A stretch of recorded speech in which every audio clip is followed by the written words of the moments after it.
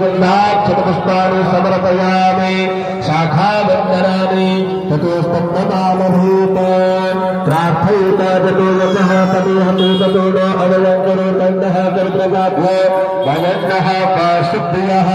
प्रार्थनापूर्वकवलन्तान् नमस्कारान् समर्पयामि हस्ते जलमादाय हाथ में जलेंगे अनेन कृतार्थनेन विष्णुवाद्यावाहित हस्तम्भाधिष्ठाकृदेवत अग्रे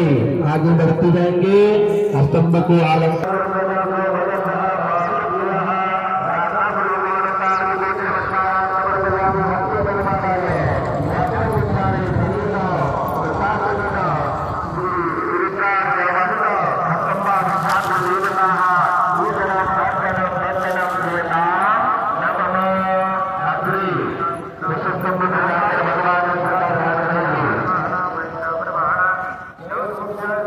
हाथ जोड़ के खड़ा रहा।